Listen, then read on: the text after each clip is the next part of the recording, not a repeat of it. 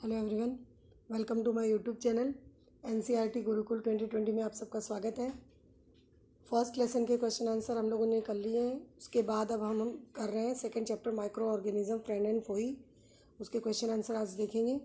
तो स्टार्ट करते हैं आज का वीडियो। बट उससे पहले मैं आप लोगों को एक छोटी सी जानकारी देना चाहूँगी कि इस चैप्टर की वीडियो की लिंक जो है वो आपको आई बटन में और डिस्क्रिप्शन बॉक्स में मिल जाएगी। और हमने 3 चैप्टर कंप्लीट किए हैं अब तक। सिंथेटिक फाइबर एंड प्लास्टिक भी हमारा कंप्लीट हो चुका है, उसके क्वेश्चन आंसर भी हम इसके बाद करेंगे। और एक डायग्राम की सीरीज़ हमने स्टार्ट कर रखी है। 8th क्लास के जितने भी डायग्राम हैं उसमें हम बनाएंगे वो डायग्राम। और अगर आपको देखना है वो वीडियो तो आप मेरे चैनल पे विज़िट कर सकते हैं। तो स्टार्ट करते हैं आज का वीडियो।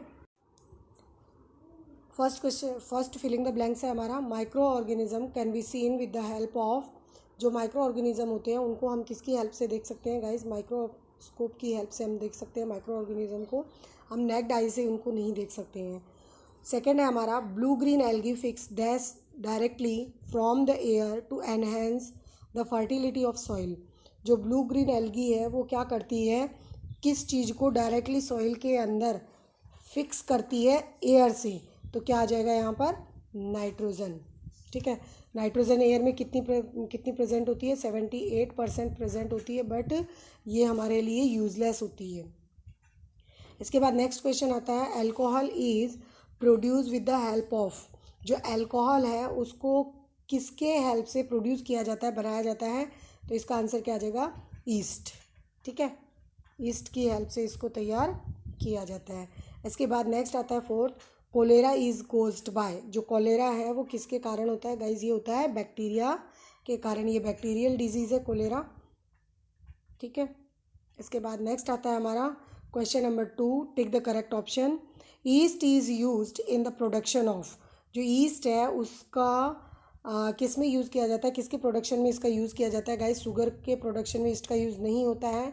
हाइड्रोक्लोरिक एसिड के प्रोडक्शन में भी नहीं होता है। ऑक्सीजन में तो ऑब्वियसली नहीं होता है। इसके बाद हमारा ऑप्शन क्या बचता है? अल्कोहल। तो इसका आंसर क्या आ जाएगा? अल्कोहल। इसके बाद नेक्स्ट क्वेश्चन है the following is an antibiotic. नीचे कुछ टैबलेट्स के नाम दिए हैं, उनमें से या कुछ ऐसे माइक्रो ऑर्गेनिज्म और कुछ ऐसी चीज़ें दी गई हैं जिनमें से आपको बताना है कि कौन सी चीज़ एंटीबायोटिक है। सोडियम बाइकार्बोनेट एंटीबायोटिक नहीं होता है। अल्कोहल और ईस्ट तो होते ही नहीं है। इसका आंसर क्या आ जाएगा? स्ट्रेप्टोमाइसिन। इसके बाद थर्ड आता है carrier of malaria causing protozoa zone is. यानी जो मलेरिया को कॉज करने वाले जो प्रोटोजोन है वो कौन है? फीमेल एनाफ्लीज मॉस्किटो ही इसका क्या है? कैरी, जो इसको क्या करती है? कैरी करती है। यानी एक ह्यूमन से दूसरे ह्यूमन में ट्रांसफ़र करने वाली कौन सी है? Female mosquito. कौन सी? एनाफ्लीज। ठीक है, कॉकरोच नहीं होता है, बटरफ्लाई नहीं होता है और हाउस फ्लाई भी नहीं होता है। इसके बाद नेक्स्ट आता है the most common carrier of communicable disease is. जो कम्युनिकेबल डिजीज़ होती है वो एक दूसरे के संपर्क में आने से फैलती हैं। और ये जो एक दूसरे के संपर्क में आने से फैलती है या एक दूसरे के कांटेक्ट में आने से फैलती हैं, तो उनका कैरियर बताना है आपको कि कौन उसका वाहक कौन है। तो आंट किसी डिजीज़ को कैरीज नहीं करती हैं। इसके बाद ड्रैगन फ्लाई जो है वो भी नहीं कैरी करता है, स्पाइडर भी कैरी नहीं करता है। इसका आंसर क्या आ जाएगा? House fly. ठीक है, द ब्रेड और इडली डो राइज बिकॉज। देखा होगा आपने घर में जब इडली बनाई जाती है तो उसके अंदर हम बेकिंग सोडा मिलाते हैं, जिससे क्या होता है? वो फूल जाता है। ठीक है, तो ये फूलता किसके कारण है? इसके अंदर आंसर क्या आ जाएगा? Growth of yeast cell. किसके कारण? ग्रोथ ऑफ ईस्ट सेल के कारण। हीट नहीं होता है, ग्राइंडिंग भी नहीं होता है और नीडिंग भी नहीं होता है इसका आंसर। तो इसका आंसर क्या आ जाएगा? Growth of yeast cell. इसके बाद नेक्स्ट क्वेश्चन आता है the process of conversion of sugar into alcohol is called. यानी शुगर का अल्कोहल में कन्वर्ट होना क्या कहलाता है? नाइट्रोजन फिक्सेशन नहीं होता है, मोल्डिंग भी नहीं होता है, इन्फेक्शन भी नहीं होता है। तो क्या बच गया हमारे पास? फर्मेंटेशन। क्या हो जाएगा? First the organism in column A with their action in column B. यानी ए में दिए हैं माइक्रो ऑर्गेनिज्म और बी में दिया है उनके एक्शन।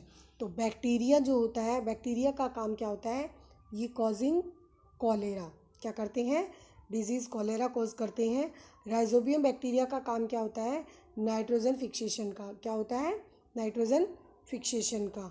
ये 2 और ये 1। इसके बाद आता है लैक्टोबैसिलस बैक्टीरिया है, वो काम क्या करता है, दही को जमाने का काम करता है, सेटिंग ऑफ कर्ड। इसके बाद आता है ईस्ट। ईस्ट का काम कब, इस ईस्ट को हम किस काम में लेते हैं, इससे पहले वाले क्वेश्चन में आया इडली और बेकिंग ऑफ ब्रेड। तो इसके लिए हम क्या करते हैं, ईस्ट का यूज़ करते हैं। जो प्रोटोजोन होते हैं वो क्या करते हैं, मलेरिया डिजीज़ को कॉज करते हैं। इसके बाद जो वायरस है वो क्या होता है, उसके कारण कौन सी डिजीज़ होती है, कॉजिंग एड्स। HIV वायरस के कारण ये डिजीज़ होती है। ठीक है गाइस। इसके बाद नेक्स्ट क्वेश्चन आता है हमारा, can micro organism been seen with the naked eyes, क्या आप माइक्रो ऑर्गेनिज्म को नेक्ड आइज से देख सकते हैं, if not how they can be seen, उसको हम कैसे देख सकते हैं। तो इसका आंसर क्या आएगा, the micro organism can not be seen with our naked eyes, हम उनको नेक्ड आइज से नहीं देख सकते हैं, because they are very small in size, बहुत छोटे होते हैं वो साइज में। Some of these such as fungus growing on bread can be seen with a magnifying glass. जो ब्रेड के ऊपर फंगस लगती है उसको हम मैग्नीफाइंग ग्लास की हेल्प से देख सकते हैं। Other can not be scene without the help of a microscope, और जो दूसरे माइक्रो ऑर्गेनिज्म होते हैं उनको हम बिना माइक्रोस्कोप की हेल्प के नहीं देख सकते। क्वेश्चन नंबर 5 आता है, what are the major group of micro organism. हमने इस चैप्टर के स्टार्टिंग में पढ़ा था कि जो माइक्रो ऑर्गेनिज्म है वो उनके 5 ग्रुप है जनरली, यहाँ पर हमने 4 लिए हैं। एक हमारा ग्रुप कौन सा आता है, वायरस का भी आता है। तो कौन कौन से हैं, बैक्टीरिया, फंगस, प्रोटोजोआ और सम एल्गी। ठीक है। इसके बाद नेक्स्ट क्वेश्चन आता है हमारा, name the micro organism which can fix atmospheric nitrogen in the soil. जो ऐसा माइक्रो ऑर्गेनिज्म, उसका नाम बताना है जो क्या करता है, एटमॉस्फेयर की नाइट्रोजन को सॉइल के अंदर फिक्स करने का काम करता है। तो गाइज़ यहाँ हमने अभी तक सिर्फ राइजोबियम बैक्टीरिया के बारे में पढ़ा है। ये जो क्लोस्ट्रीडियम है और जो एजेटोबैक्टर बैक्टीरिया है इसके बारे में आप हायर क्लासेस में पढ़ेंगे। तो सिर्फ यहाँ आपको नाम याद रखना है कि एक तो राइजोबियम बैक्टीरिया है, एक क्लोस्ट्रीडियम बैक्टीरिया है और एक एजेटोबैक्टर बैक्टीरिया है जो क्या करता है, नाइट्रोजन फिक्सेशन का काम करता है। इसके बाद आता है question number 7, write 10 lines on the usefulness of micro organism in our lifes. हमारी लाइफ के अंदर जो माइक्रो ऑर्गेनिज्म है उनका क्या यूज़ है, क्या हेल्प कि मतलब हम उसका क्या यूज़ कर सकते हैं, उसके बारे में आपको बताना है। तो सबसे पहला टॉपिक क्या आता है हमारा, bacteria like lactobacillus convert milk into curd, यानी दही जमाने में हम बैक्टीरिया का यूज़ करते हैं। Bacteria are also involve in the making of cheese बनाने में इसका यूज़ किया जाता है। इसके बाद थर्ड पॉइंट है, acetobacter aceti is used for producing acetic acid from alcohol. Alcohol से एसिटिक एसिड बनाने में एसिटोबैक्टर एसिटी का यूज़ किया जाता है। Yeast is used in the commercial production of alcohol, wine and bakery products, यानी जो हम ब्रेड खाते हैं, पाव खाते हैं, ठीक है, या पिज़्ज़ा वगैरह जो आप खाते हो, तो ये चीज़ें बनाने में, अल्कोहल बनाने में, वाइन बनाने में ईस्ट का यूज़ किया जाता है। ईस्ट भी क्या है, माइक्रो ऑर्गेनिज्म है। ठीक है। इसके बाद नेक्स्ट आता है, some specific micro organism are helpful in manufacturing of antibiotics. कुछ ऐसे माइक्रो ऑर्गेनिज्म होते हैं जिनका यूज़ किस में किया जाता है, एंटीबायोटिक्स को बनाने में किया जाता है। Micro organism act as cleansing agent and decompose the waste product into manure. जो माइक्रो ऑर्गेनिज्म होते हैं वो क्लीजिंग एजेंट के रूप में और वेस्ट को डिकम्पोज करने के रूप में भी इसका यूज़ किया जाता है। डेड और weakened microbes are used in the preparation of vaccine, यानी जो डेड और वीकेंड माइक्रोब्स जो होते हैं, जो कमज़ोर माइक्रोब्स होते हैं या जो डेड होते हैं, उनका यूज़ किस में किया जाता है, वैक्सीन को प्रिपेयर करने में या उस वैक्सीन की प्रिपरेशन में इसका यूज़ किया जाता है। Some bacteria fix atmospheric nitrogen and increase soil fertility. कुछ बैक्टीरिया ऐसे होते हैं जिनका यूज़ किस में किया जाता है, एटमॉस्फेरिक नाइट्रोजन को फिक्स करने में और सॉइल की फर्टिलिटी को इंक्रीज करने में इसका यूज़ किया जाता है। Algae, east, fungi and bacteria may be used as ingredient or substitute for protein rich food that are suitable for human or animal consumption। यानी जो एल्गी है, ईस्ट है, फंगस है, बैक्टीरिया, इसका यूज़ जो है वो ऐसे इंग्रेडिएंट और सब्स्टिट्यूट के रूप में किया जाता है जिसके अंदर क्या होता है, प्रोटीन, जो प्रोटीन रिच फूड होता है उसके अंदर किया जाता है, ठीक है। और ये जो प्रोटीन रिच फूड होता है वो किसके लिए सूटेबल होता है, ह्यूमन बीइंग्स और एनिमल के कंज्यूप्शन के लिए सूटेबल होता है, उपयोग के लिए सूटेबल होता है। Some micro organism are taken as probiotic that are believe to provide health benefits when consumed. यानी कुछ माइक्रो ऑर्गेनिज्म ऐसे होते हैं जो क्या होते हैं, प्रोबायोटिक्स होते हैं, ठीक है। और ये क्या करते हैं, हेल्थ को कुछ अच्छा बेनिफिट प्रोवाइड करवाने में क्या करते हैं, मदद करते हैं। यानी हमारी जो हेल्थ होती है उसको क्या करते हैं, बहुत सारे बेनिफिट प्रोवाइड करते हैं जो हमारी हेल्थ के लिए अच्छे होते हैं। इसके बाद नेक्स्ट आता है right a short paragraph on harm cause by micro organism. आपको एक शॉर्ट पैराग्राफ लिखना है किसके ऊपर, ऐसे माइक्रो ऑर्गेनिज्म जो हमें क्या पहुंचाते हैं, हार्म पहुंचाते हैं। Micro organism are harmful to us in many ways, बहुत तरीके से हमें नुकसान पहुंचाते हैं। For example micro organism called pathogens, pathogen कहा जाता है जो क्या करते हैं, ह्यूमन में डिजीज़ कॉज करते हैं, प्लांट में डिजीज़ कॉज करते हैं और एनिमल्स में डिजीज़ कॉज करते हैं। पैथोजन और germs enter a healthy body through air, water, contaminated food and infected person by direct और इनडायरेक्ट कॉन्टैक्ट और by the carrier common elements like cold, influenza, cough, polio, chicken pox are caused by virus. यानी यहाँ क्या बताया कि pathogen जो होते हैं और जर्म्स जो होते हैं वो हेल्दी बॉडी के अंदर एंटर करते हैं बाय द एजेंट, किसके द्वारा, एयर के द्वारा, वाटर के द्वारा, कंटामिनेटेड वाटर के द्वारा या किसी इन्फेक्टेड पर्सन के द्वारा डायरेक्ट और इनडायरेक्ट कॉन्टैक्ट में आने से, ठीक है। और क्या होता है, इसकी वजह से कॉमन कोल्ड हो जाता है, इन्फ्लुएंजा हो जाता है, कफ, पोलियो, चिकन पॉक्स, ये जो डिजीज़ होती है ये वायरस के कारण होती है। Foot and mouth disease in a cattle are also caused by virus.